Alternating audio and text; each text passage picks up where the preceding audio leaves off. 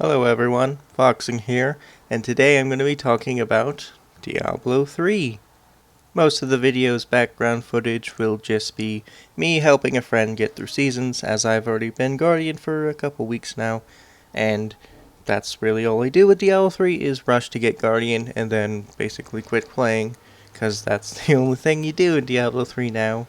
It's a bit of a break from talking about WoW all the time, and I will be primarily talking about WoW in future videos, but I figure since I do get Guardian in every single season, I might as well talk about it. As this is a gaming channel, and Diablo 3 is a game that I play, it's on the list to be made into a video. This season, I happened to get rank 77 on day 1 before I logged out, and then other people who play a lot more than I do, just took over all the leaderboard. That's fine. It was a pretty good day. Felt pretty good about that. Made a friend along the way, so it's all good. So, why are we talking about Diablo 3? Well, primarily, I'm a solo player in Diablo 3, so that puts me almost 4 to 5 times slower than anyone else who is playing 4 players. Now, you ask yourself, what's wrong with that? It incentivizes people playing with other people, so you're not always behind all the time. Play with other people, have a good time with other people, but that's just the thing.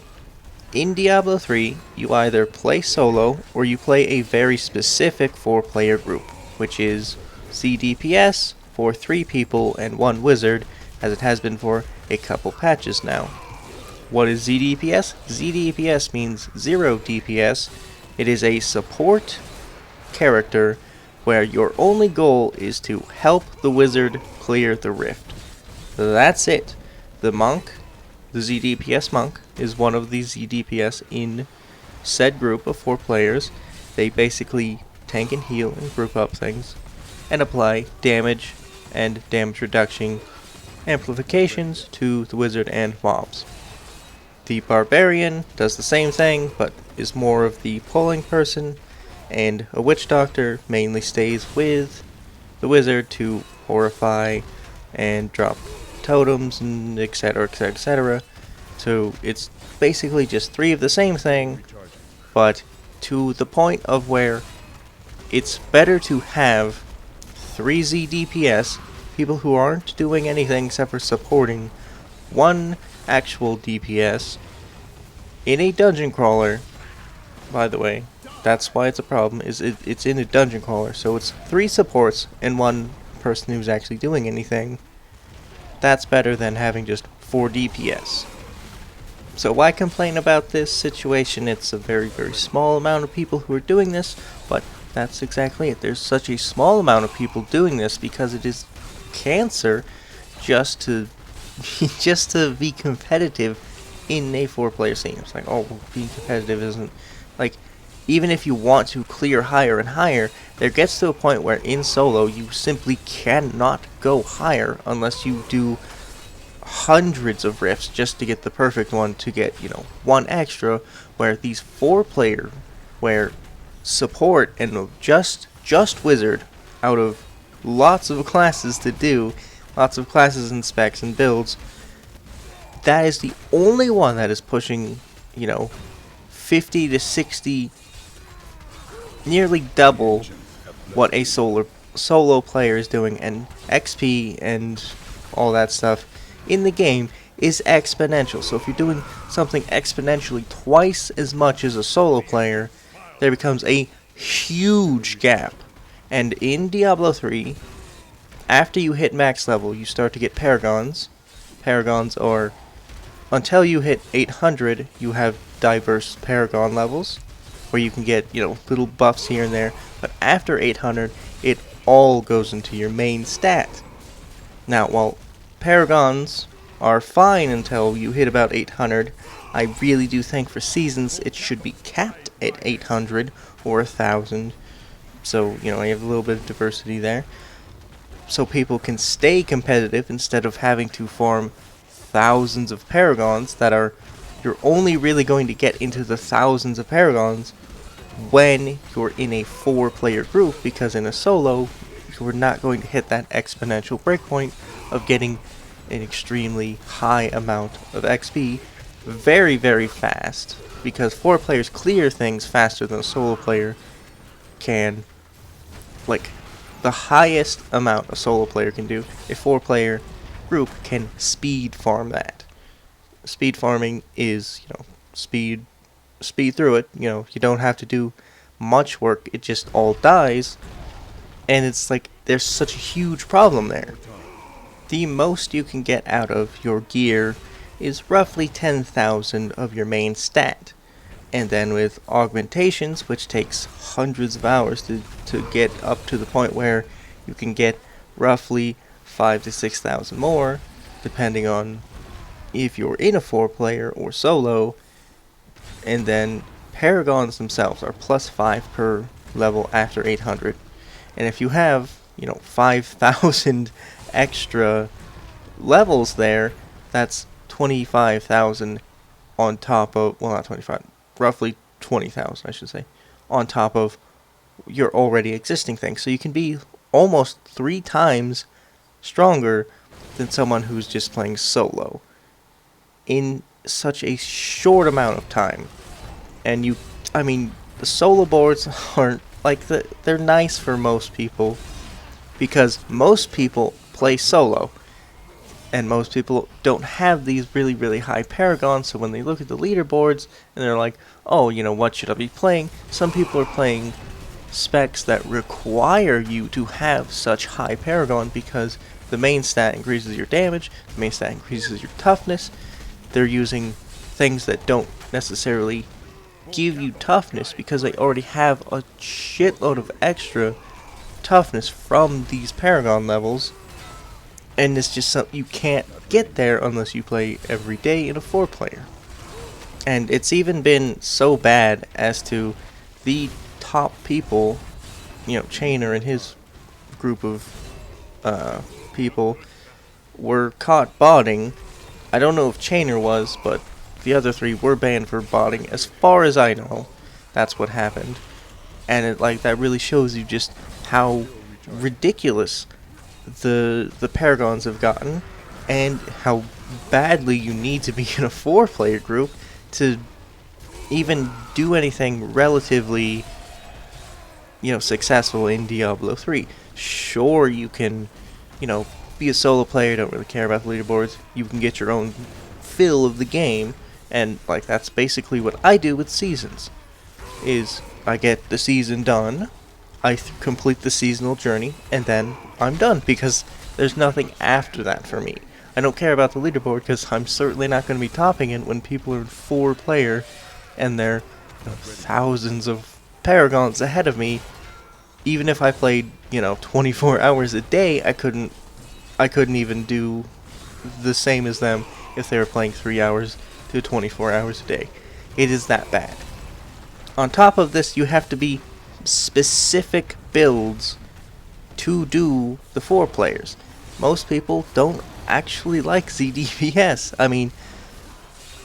I liked Monk for a while, but then it just got really boring, because it's just the same thing over and over again. There's no diversity. There's no oh, I could, maybe I want to use this one instead of that. It's no, you have to use this or get the fuck out. That's literally it. And then, as you can see in the background footage, my computer isn't exactly the best at running Diablo 3. So, you need these pretty massive computers to not get any FPS drop in some of those rifts, because there's so much stuff going on that if you have a little bit of FPS drop, you die and the rift's over. And even more on top of that, Blizzard has said they wanted to get rid of ZDPS for a couple patches now, since 2.3. We're now in 2.4.1, and it's been a year and a half since they said that, because Crusaders, who aren't in the meta, in quote meta now, they can't really support, because they put a DR, diminishing returns, onto blinding things, so you can't just sit there blind. And you only needed 1 or 2 ZDPS in those groups. It was Witch Doctor, Crusader. Those were the 2 ZDPS, and then you had 2 Demon Hunters. But now, if this is after they've tried to remove and nerf the crap out of ZDPS, and it's still best to have 3 ZDPS, the worst it's ever been in the history of Diablo 3. 3 ZDPS and 1 wizard. Not just 1 DPS, it's a wizard. Nothing else at all. So basically, if you're not playing these 4 things, you're not going to be getting a lot of benefit or anything really out of Diablo 3 unless you're doing the seasonal journey. That's basically it. And even the seasonal journey is pretty kind of one-sided, because if you look at the leaderboard for like conquests of the season, it's mostly demon hunters and witch doctors who are, helping the demon hunter, or just, running around for the super fast stuff. And I play a barbarian mostly, so I'm, I could go ZDPS and find a group and whatever, but it's like, my computer's pretty shitty, so I couldn't really do that, and it's just fucking ridiculous state of the game right now. And as I said, I did play ZDPS Monk for a while, like way back when, like, Rift 40 was, pretty decent, and now people are doing, like 130 or some shit like that. But I do feel strongly about ZDPS being an option. It should always be an option for you to play a support. Always an option, but not to the point where you're better than just having another person who's actually doing stuff. Actually doing stuff, like, not, just being there to support. You're just there, really. ZDPS has gotten so out of hand because you can stack damage reductions, you can stack damage amplifications that apply multiplicatively instead of just additively, so your wizard is doing like 900% more damage than it should be, and it's taking like 90% less damage than it should be if you were just running 4 players with, just 4 DPS players. That's where the problem comes from. On top of, the utility that they bring, they also bring, what I just said. It's, they can group things up, keep them CC'd, and then tank the boss or the Rift Guardian if need be. So it's so problematic because there's so many things that, if you took those out of the actual skills, then solo players would be pretty hurt. And then if you took them out of ZDPS, wouldn't be a thing. And you could do that, but just, like, bake those things into solo sets. Or tier sets where you can use that, but it would be better to have a DPS person instead of just the support. Support should be the option. It should be an option, but not better than just having another person. Another person who's just playing the game how they want to play it. Because in public, you're not really, public group where you can just join in and there's 4 people there. You can do whatever the fuck you want, really. That's fine, but you're not going to get into, like, 100 plus just because you're in for play. You have to have the specific things. Now, I'm completely blown away at Blizzard's ineptitude to fix ZDPS. They got rid of the, the permanent CC thing, fine. This patch, they just took away, like, some of the health globe stuff. People are still spawning enough health globes. They took away some of the damage reductions. People are pushing higher now than they were last season. I don't even know how, but they are. And I guess it's just some of the buffs here and there, but there really wasn't buffs to that 4-player group, yet they're still pushing higher and higher and higher than they were last season, so it doesn't really make sense. I guess you can just chalk it up to the gem changes where some of them went from additive to multiplicative, but I still don't see how that pushes them 10 rifts higher, really. And on the topic of gems, gems are legendary gems, which you need to complete a rift to upgrade these things. In the most recent patch, they updated the gems so they, were more diverse in which ones you could use. So, yes, that did help them, but some of them aren't really that used, and still, you have these things that you need to level up by completing these rifts. And if you're in a 4-player group, you can have, gems that are like level 118. And the most powerful gem that they've ever made is called Bane of the Stricken. Every time you hit a mob, it takes X% of extra damage, and this stacks up infinitely until the mob dies. Now, that percent goes up for every rank that you put into that gem, so someone who can only clear up to, let's say, a 90 is going to stack his thing up a lot less slowly than someone who has a 120 gem because they were in 4-player. And you can see where solo boards are really controlled by people who are in 4-player, so 4-player completely dominates the game again. So how could we exactly fix this problem?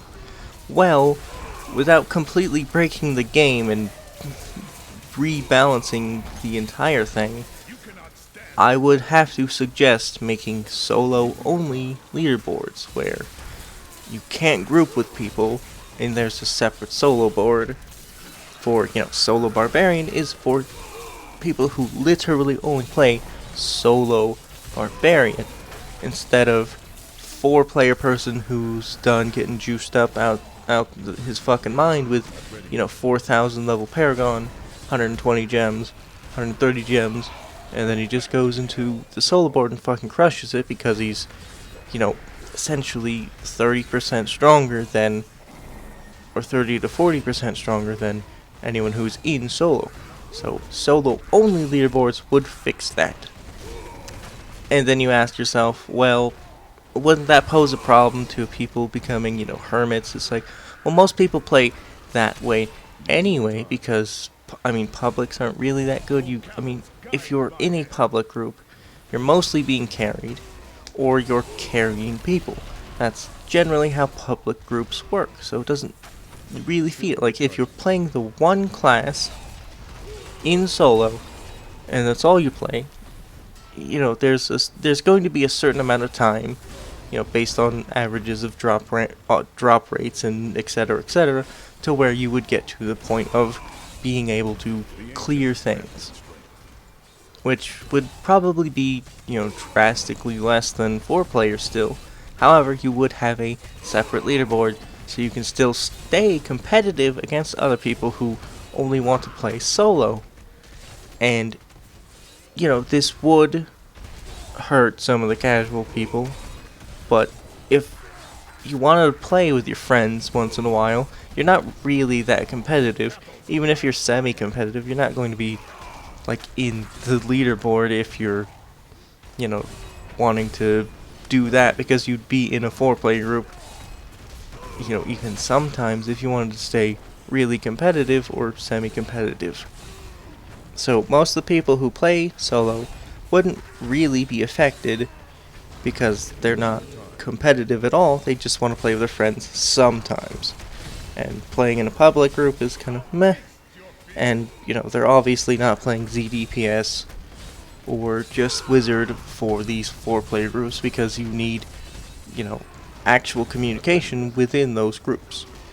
So, casuals, not really affected.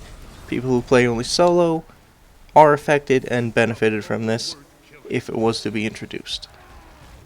Another fix that would probably take a long time to do would be just removing these skills, rebalancing these skills, probably having to remove some of the damage amplification things from a lot of the gems, from a lot of the the skills, the sets, a lot of the passives that you can get that are benefit other people, like the health globe thing. Wizards can use a spell for free if they pick up a health globe. the 3 people who are supporting them spawn a fuck ton of health globes so they can cast for free. The energy twister is what they're casting.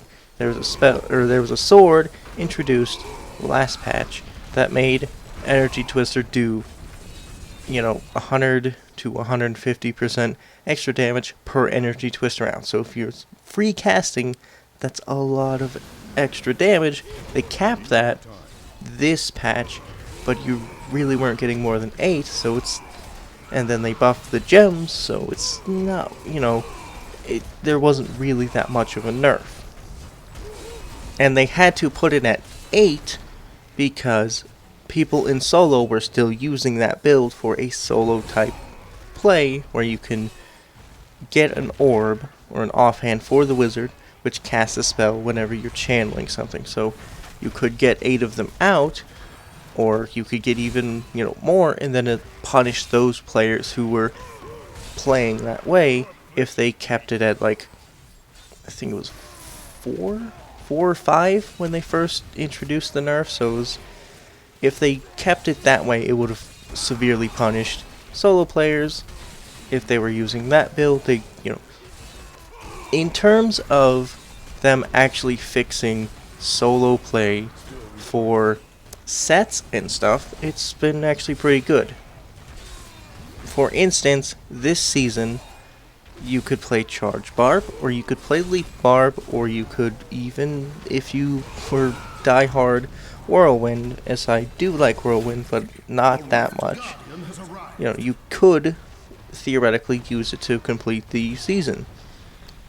Now, I mean, most people are using it just to spam T10 and speed farm those for keys, but again, you could theoretically use it to clear 75. It would take a lot longer than Charge Barb and Leap Barb, but it was an option.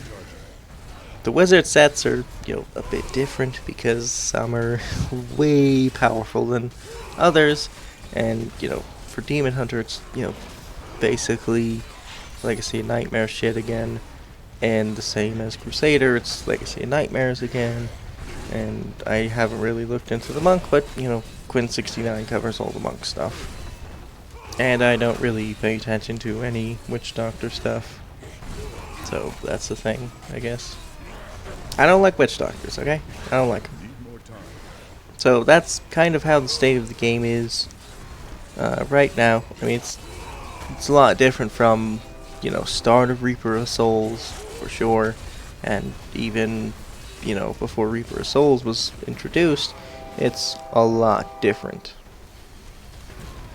And I can tell you, I would like to go back to playing a Whirlwind Barb that was actually competitive, instead of just being, ZDPS Barb doesn't even Whirlwind anymore. They just use the BK weapons for rage generation to keep their Aqueous Cuirass at, 90+% resources, so they don't lose the damage reduction there.